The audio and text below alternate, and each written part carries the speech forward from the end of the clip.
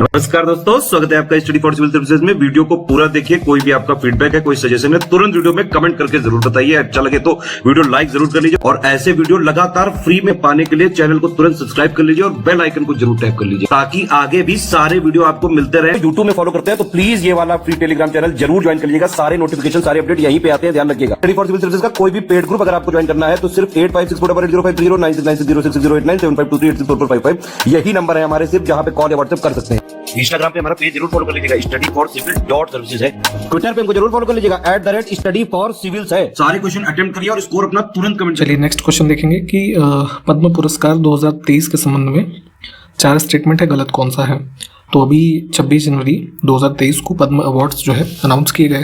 तो 2023 में पुरस्कार पाने वाले लोगों की सूची में 19 महिलाएं शामिल हैं। तो ये कुल जो हमारे टोटल मिले हैं ना, पद्म विभूषण, पद्म भूषण और पद्म श्री, है ना, सब में से कुल मिला करके 19 हैं।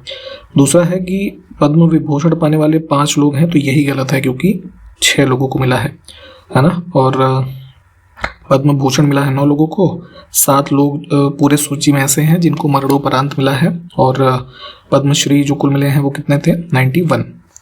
तो सारे फैक्ट जो है इसको ध्यान रखेंगे। आगे है खेलो इंडिया राष्ट्रीय यूनिवर्सिटी गेम्स 2023 की मेज़बानी कौन सा राज्य करेगा। तो देखिए, एक होता है खेलो इंडिया गेम्स और एक यूनिवर्सिटी गेम्स होता है, ठीक है। तो यहाँ पे इसका डिफरेंशिएशन ध्यान रखेंगे। यूनिवर्सिटी गेम्स जो है इसके लिए चुना गया है उत्तर प्रदेश राज्य को। यूपी के जो है 4 शहरों में इसका आयोजन किया जाएगा, जिसमें से लखनऊ, गोरखपुर, वाराणसी और ग्रेटर नोएडा क्या मतलब गौतम बुद्ध नगर इन पर्टिकुलर। तो ये 4 सिटीज़ को भी ध्यान रखेंगे। आगे देखिए, केंद्र सरकार यानी कि भारत सरकार जो है इसमें से किस द्वीप पर एक mega international container transshipment port जो है विकसित करने की योजना बना रही है। तो अभी हाल ही में इस पर चर्चा हुई है कि एक इंटरनेशनल जो है कह लीजिए हमारा जो ट्रेड हो सके, और कंटेनर्स बेसिकली आप जानते हैं कि जिसमें गुड्स वगैरह ट्रांसपोर्ट किए जाते हैं, तो एक पूरा शिपमेंट उसका जो है सेंटर होता है। तो उसके लिए यहाँ पे डेवलपमेंट की बात की जा रही है ग्रेट निकोबार आइलैंड्स में, ठीक है। अंडमान निकोबार का जो पूरा आइलैंड है वहाँ पे ग्रेट निकोबार में। इसमें देखें इंटरनेशनल कस्टम डे है ना, जो सीमा शुल्क दिवस होता है। तो इंटरनेशनल वाला 2023 का कब बनाया गया, उसी की थीम ऊपर लिखी है, nurturing the next generation, promoting a culture of knowledge sharing and professional pride in customs. तो थीम देख लीजिए, ये कस्टम डे मनाते हैं 26 जनवरी को।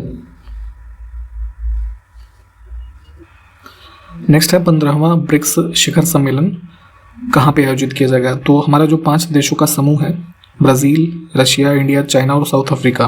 तो इसमें पहले भी हमने बताया है कि रोटेशन बेसिस पे इनके जो एनुअल समिट होते हैं, है ना, वो किए जाते हैं। तो जैसे लास्ट ईयर 14th एडिशन जो किया गया था चाइना के द्वारा, तो अब साउथ अफ्रीका का नंबर है। तो अगस्त 2023 में डरबन साउथ अफ्रीका में इसको आयोजित किया जाएगा। नेक्स्ट है ICC पुरुष T20 cricketer of the year 2022 का अवार्ड किस भारतीय बल्लेबाज ने जीता है। तो 2020 फॉर्मेट का जो गेम होता है उसकी कैटेगरी में ध्यान रखिएगा, मिला है ICC men's cricketer of the year Surya Kumar Yadav को, है ना। हाल ही में राष्ट्रीय जैविक संस्थान के द्वारा जैविक गुणवत्ता पर राष्ट्रीय शिखर सम्मेलन का आयोजन कहाँ पे किया गया। तो समिट ऑन ऑर्गेनिक क्वालिटी, है ना। ऑर्गेनिक आजकल जो है रसायन मुक्त चीज़ें वैसे भी कंज्यूम करने के लिए लोग काफ़ी जो है ढूंढते रहते हैं। तो उसी संबंध में एक हेल्दी इंडिया कॉन्सेप्ट के साथ कह लीजिए ये नेशनल इंस्टीट्यूट ऑफ बायोलॉजिकल्स जो है इन्होंने ये आपका इवेंट ऑर्गेनाइज किया था, समिट ऑर्गेनिक क्वालिटी पे 27 जनवरी 2023 को, ठीक है, न्यू दिल्ली में। तो इसको जो हमारे ये हैं union health minister Mansukh Mandaviya, ठीक है, उन्होंने इनॉग्रेट किया था। इसको भी ध्यान रखिए। ICC spirit of cricket award 2022 जीतने वाले पहले नेपाली क्रिकेटर कौन बने हैं। तो ये कैटेगरी होती है spirit of cricket award ICC की, जिसमें कुछ ऐसी एक्टिविटी कोई खिलाड़ी करे जिससे एक स्पोर्ट्समैनशिप वाली जो फीलिंग होती है ना, मतलब ऐसा ना लगे कि आपने कुछ मतलब अमानवीय किया है खेल के दौरान, है ना। तो ऐसा किसी इवेंट अगर किसी प्लेयर के द्वारा ऐसा कुछ किया जाता है जो जिसको रिकॉग्नाइज किया जाना उसके उत्साहवर्धन के लिए ज़रूरी है, उसी की एक कैटेगरी है। तो इसमें आसिफ शेख है नेपाल के, ये विकेट कीपर, ठीक है, उनको दिया गया है। इसको मैप में देख लीजिएगा, मैक्सिको की खाड़ी और कैरेबियन सागर को जल संधि जो जोड़ती है वो युकाटन स्ट्रेट है, सी विकल्प में। प्लीज इसको मैप में देखिए एक बार। नेक्स्ट है, भारतीय उपमहाद्वीप में कृषि का प्राचीनतम साक्ष्य जो है किस स्थान से मिला है? तो देखेंगे पाकिस्तान वर्तमान का जो है, तो बलूचिस्तान का रीजन जो है वहाँ पे एक बोलन पास है ना, तो उसके सराउंडिंग में एक साइट है मेहरगढ़, यहाँ से हमको जो है अर्लीस्ट एविडेंस मिले हैं एग्रीकल्चर के इंडियन सब कॉन्टिनेंट में। इसमें देखिए कौन सा ऊतक पौधों को कठोर और दृढ़ बनाता है, ठीक है। कोई भी प्लांट आप देखते हैं जिसकी कह लीजिए जो तना है या टहनियाँ हैं क्यों स्ट्रांग होती है, what is the reason behind, तो टिश्यू ये जो इसके लिए रिस्पॉन्सिबल है दैट इज ये ऑप्शन ए स्क्लेरेनकाइमा, यहाँ पे इसको चुनेंगे। जैसे और बाकी विकल्प भी लिखे हैं तो ये भी प्लांट से ही संबंधित हैं, जैसे हम बता देते हैं जाइलम, ये आपका प्लांट में वाटर जो है ना उसके डिफरेंट पार्ट्स में कैरी करने के लिए रिस्पॉन्सिबल होता है।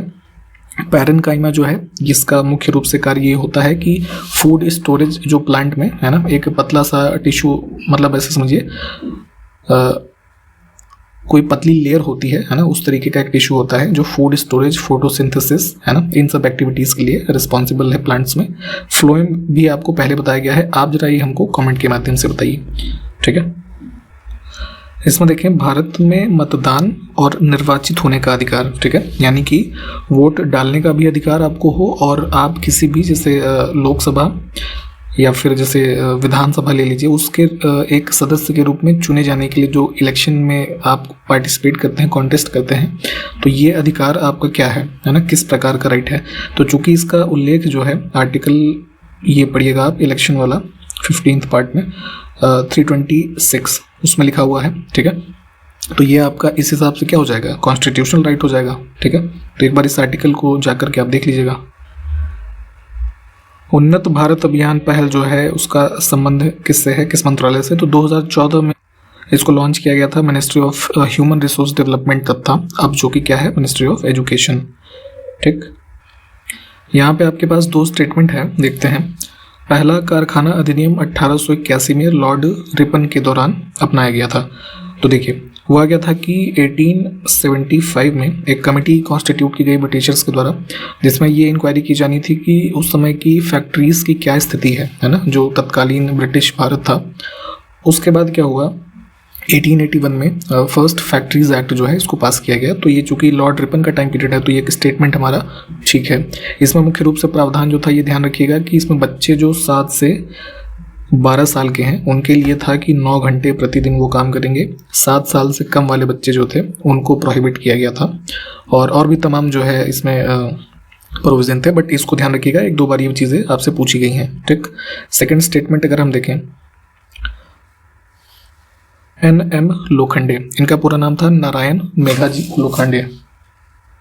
तो इन्होंने भारत में श्रमिक आंदोलन के आयोजन में कह लीजिए योगदान दिया था, अग्रणी माने जाते थे, क्योंकि जो कॉन्सेप्ट था इसका ट्रेड यूनियन मूवमेंट कह लीजिए, इसका फादर इनको कहा जाता है। और सबसे पहला लेबर एसोसिएशन जिसका नाम था बॉम्बे मिल्स हैंड्स एसोसिएशन, ठीक है, उसकी फाउंडेशन भी इन्होंने की थी। तो दोनों स्टेटमेंट हमारे ठीक हैं। संविधान निर्माताओं का दिमाग निम्न में से किसमें परिलक्षित होता है? तो आप जाहिर सी बात है ऑब्जेक्टिव रेजोल्यूशन जो नेहरू जी ने प्रस्तुत किया, प्रियम्बल आकर के बनता है, और प्रियम्बल ही चूंकि सारी जो हमारा सार है संविधान का वो बताता है, तो प्रियम्बल जो है उत्तर हो जाएगा। इसमें देखें काकतीय साम्राज्य में एक महत्वपूर्ण बंदरगाह जो है वो कौन सा था? तो डेक्कन रीजन में आप जो देखते हैं काकतीय डायनेस्टी हुई, तो इनका सी पोर्ट था ये मोटूपल्ली, बी विकल्प में जो है ना।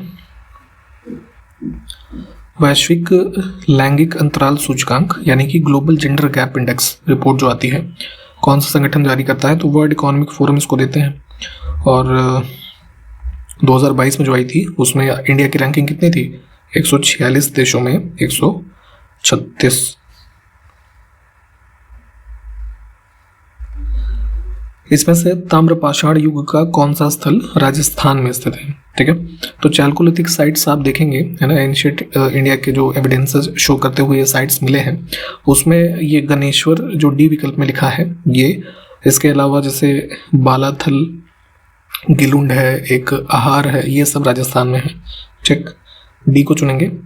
अब जैसे चंदौली है, ये महाराष्ट्र में है। ठीक है तो सारे ही जो है चैलकोलिथिक साइट्स ही, पर ये अलग अलग राज्यों में है। तो चंदौली महाराष्ट्र में है, एरण आप जानते ही हैं, फेमस है वैसे भी मध्य प्रदेश में, और सोनगांव जो है ये भी महाराष्ट्र में है। देखिए जैसे बुद्धिस्ट काउंसिल आप पढ़ते हैं 4, वैसे ही जैन सभाएं भी हुई 3। ठीक है, मुख्य रूप से जो इनके बारे में पूछा जाता है। वल्लभी में आयोजित उसी जैन सभा की अध्यक्षता किसने की थी, ये बताना है। तो वल्लभी में जो हुई थी ये सेकंड वाली थी। फर्स्ट जो हुई लगभग 300 BC में, ये पाटलिपुत्र में हुई थी। दूसरा है जो ये वल्लभी में हुई, तो सेकंड काउंसिल वल्लभी में हुई थी, एज वेल एज वल्लभी जो है ये गुजरात में है, और उसी के साथ साथ मथुरा में भी हुई थी। ठीक है, तो यहाँ पे मथुरा वाले में जो अध्यक्ष थे कह लीजिए, इनका नाम था स्कंडिल करके, है ना। और ये जो वल्लभी में थे ये हैं नागार्जुन। और फिर तीसरी बुद्धिस्ट काउंसिल जो हुई, सॉरी ये जैन काउंसिल, ये भी जो है वल्लभी में हुई थी। तो फिलहाल दूसरा हमसे पूछा गया था। इसमें देखें 1232 में ग्वालियर के अभियान के बाद, 1232 किसका टाइम पीरियड है, इल्तुतमिश का। ठीक है, स्लेव डायनेस्टी में। तो इस अभियान के बाद इसकी विजय की स्मृति में एक स्मरणीय सिक्का जारी किया गया। तो इस पर इल्तुतमिश के साथ किसका नाम उत्कीर्ण किया गया, माफ कीजिएगा। ठीक है, तो इसमें जो है अपनी पुत्री का नाम इसने डलवाया था, रज़िया सुल्तान का। ठीक, निम्नलिखित में से कौन सा सुल्तान अपने फरमान में अमीरों को मसनद ए आली, ठीक है, इस टर्म से संबोधित करता था। तो दिल्ली सल्तनत के दौरान देखेंगे लोधी डायनेस्टी में बहलोल लोधी जो है ना, तो उस समय के जो उनके कोर्ट के नोबल्स होते थे, उनको जो कह लीजिए संबोधित करते हुए जो फरमान इशू होते थे, उसमें इस टर्म का यूज किया जाता था। इसमें है कि ईरानी चित्रकार जो कि पिता पुत्र की एक जोड़ी थी और हुमायूं के कोर्ट से जो संबंधित है, तो ये वो थे ना आपके मीर मुसव्विर और सैयद अली। ठीक है, ये ईरान से जो है हुमायूं के साथ ही आए थे। ठीक है, ये 1555 में।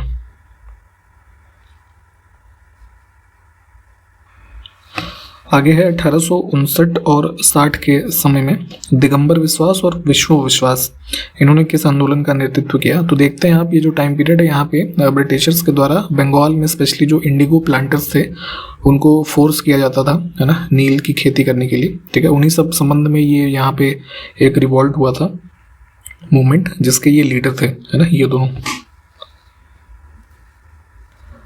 1926 में गठित अखिल भारतीय दलित वर्ग संघ एक समूह था। ठीक है, जो डिप्रेस्ड क्लासेस था उनके संबंध में। तो इसके प्रथम निर्वाचित अध्यक्ष कौन थे। तो पहले ये ध्यान दीजिएगा कि all India depressed classes association की फाउंडेशन 1926 में हुई थी। कहाँ हुई थी, नागपुर में। ठीक है, और जो फर्स्ट इलेक्टेड प्रेसिडेंट थे उनका नाम था MC राजा। इसमें देखें टाइग्रे किन देशों के बीच विवादित क्षेत्र है। तो आप अफ्रीकन कॉन्टिनेंट में जो ये देखते हैं ना, इधर ईस्टर्न कोस्ट पे हॉर्न ऑफ अफ्रीका का रीजन, ठीक है, वहाँ पे इरिट्रिया और इथोपिया, है ना, ये जो दो देश हैं, इनके मध्य ये टेरिटोरियल डिस्प्यूट है। 2020 से ही है लगभग ज़्यादा चर्चा में। तो पहले इसको एक बार आप मैप में देख लीजिए और इसके बाद थोड़ा डिटेल में इसको पढ़िएगा प्लीज़। इसमें देखिए कंपटीशन कमीशन ऑफ इंडिया, भारतीय प्रतिस्पर्धा आयोग, इसके बारे में 2 स्टेटमेंट है, देखना है कौन सा सही है।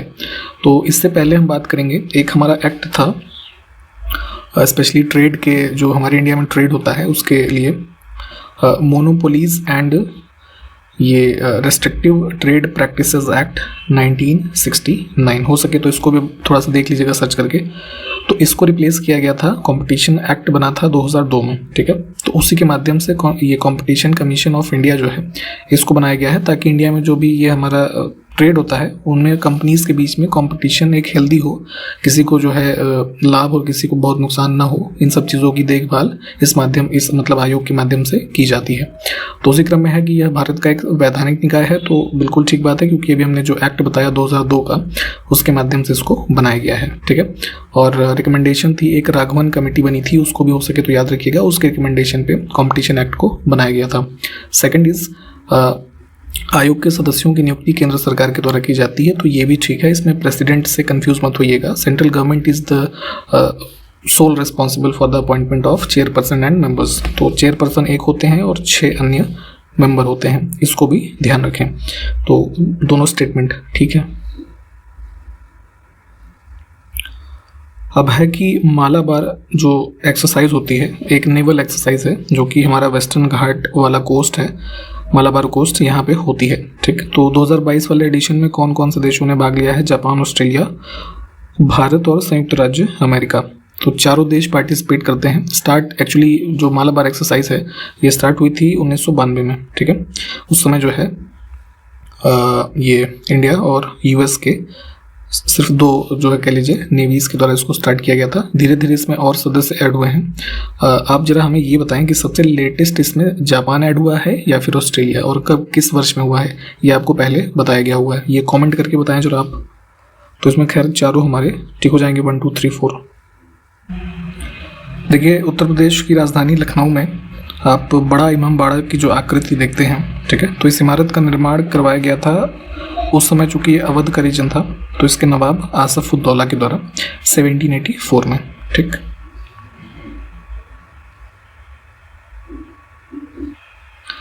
नेक्स्ट है हम्पी का विरूपाक्ष मंदिर किस नदी के तट पर स्थित है? तो विजयनगर एम्पायर में आप जानते हैं हम्पी वॉज द कैपिटल, और जो विरूपाक्ष मंदिर यहाँ पे बनाया गया तो कौन सी नदी है? तुंगभद्रा, ठीक है, कृष्णा की सहायक जो है।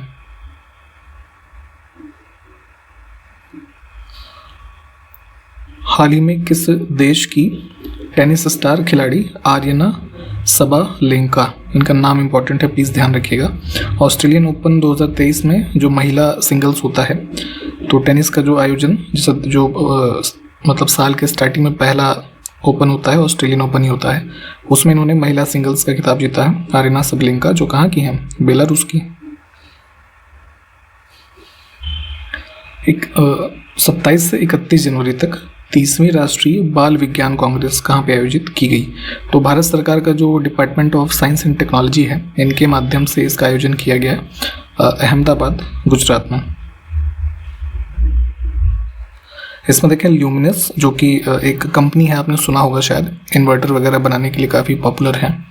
तो भारत की पहली हरित ऊर्जा आधारित सौर पैनल यानी कि जो सोलर पैनल्स होते हैं उसके निर्माण की एक फैक्ट्री लगाने जा रहा है। तो इसका राज्य चुनना है कहाँ पे लगेगी ये फैक्ट्री। तो ध्यान दीजिएगा, ल्यूमिनस ने अनाउंस किया है। तो ग्रीन एनर्जी बेस्ड जो सोलर पैनल मैन्युफैक्चरिंग फैक्ट्री है, इसके लिए निर्धारित किया है इन्होंने रुद्रपुर, जो कि कहाँ पे है? उत्तराखंड में। उत्तर प्रदेश के किस जिले में स्थित विजय सागर पक्षी अभ्यारण्य, ठीक है, ये काफ़ी इंपॉर्टेंट क्वेश्चन है, ध्यान रखिएगा। तो इस पक्षी अभ्यारण्य में 1 से 3 फरवरी तक UP nature and bird festival का 7वां संस्करण जो है आयोजित किया गया है। तो ये बर्ड सेंचुरी है यहाँ पे बुंदेलखंड में, महोबा, ठीक।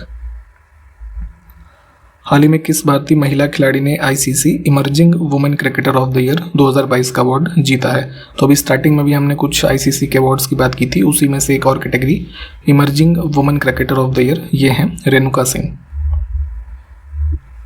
जनवरी 2023 में अमेरिका यानी कि यूएस की बात हो रही है, और किस अन्य देश ने अंतरिक्ष सहयोग समझौते पर हस्ताक्षर किए हैं? तो यूएस और जापान ने एग्रीमेंट किया है। तो आने वाले दिनों में नासा और जो जापान की एजेंसी है जाक्सा, इनके कोलैबोरेशन में जो है प्रोजेक्ट देखे जा सकते हैं, ठीक। उत्तराखंड के किस शहर में एशिया के दूसरे और देश यानी कि भारत देश के पहले केबल सस्पेंशन ब्रिज, जिसका नाम दिया गया है बजरंग सेतु, इसका निर्माण किया जा रहा है? तो ऐसे मतलब उसमें पिलर्स नहीं होते, केबल सस्पेंशन, और शायद इसमें ट्रांसपेरेंट ग्लासेस वगैरह का भी यूज किया जाएगा जो इसका ये बेस होगा। तो ऋषिकेश में 2 ब्रिज थे पहले से, एक राम सेतु है ना, राम झूला, और लक्ष्मण झूला। तो लक्ष्मण झूला जो है वो लास्ट ईयर बंद कर दिया गया था, काफ़ी पुराना हो गया था। तो उसी के जस्ट बगल में इसका निर्माण किया जा रहा है। आप ये जरा बताइए, पहला जो सस्पेंशन ब्रिज है एशिया का वो कहाँ पे है? इसमें देखिए, मुगल काल के दौरान निम्नलिखित में से किस बंदरगाह को बाबुल मक्का यानी कि मक्का का द्वार कहा जाता था? तो मुगल काल में देखेंगे, चूँकि मक्का जाने के लिए तब फ्लाइट वगैरह तो थी नहीं, तो इसी रूट से जो है ये सूरत पोर्ट से होकर के जाना स्टार्ट किया लोगों ने। तो इस वजह से इसको जो है बाबुल मक्का या मक्का का द्वार कहा जाता है, ठीक। बी को चुनेंगे। यहाँ पे हम समाप्त कर रहे हैं इस वीडियो को। जो क्वेश्चंस मैंने पूछे प्लीज़ उसको कमेंट करके बताया करिए। इंतज़ार रहेगा आपके कमेंट का। हम कंटिन्यू करेंगे नेक्स्ट वीडियो में। तब तक के लिए नमस्कार, जय हिंद।